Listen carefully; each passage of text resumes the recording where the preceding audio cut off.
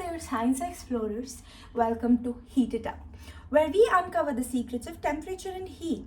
Ever wondered why a steaming mug of hot chocolate warms your hand while an ice cream cone makes your hand shiver?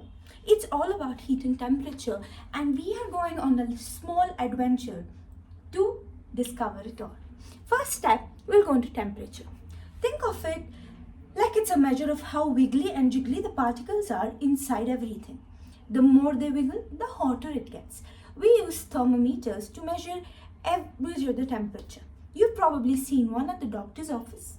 But thermometers aren't just for checking if you're sick.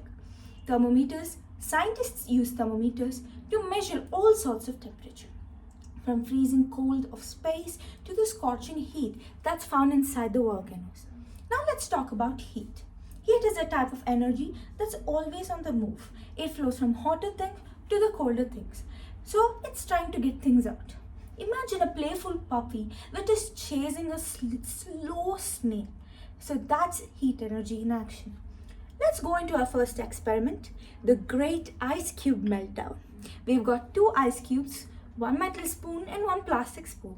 Let's see which spoon melts its ice cube at the fastest.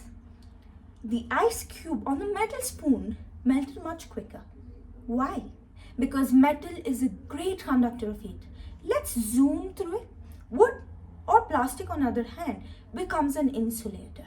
So it's like a heat traffic jam which doesn't become that cooler or doesn't become much heater for the ice cube to melt.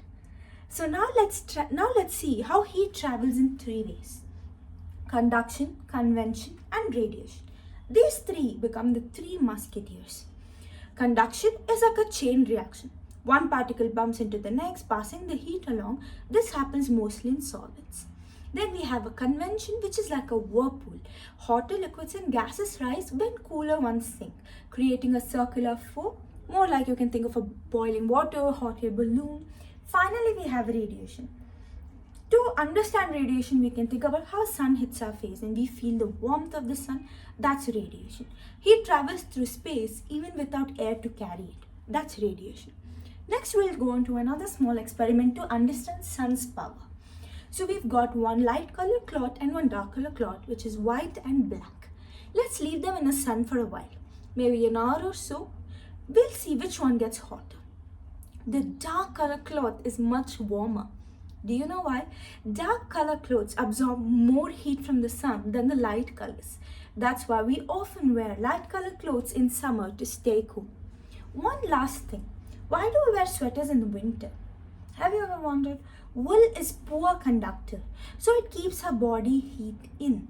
Plus, wool traps air in, which becomes a great form of insulator, which keeps us warm.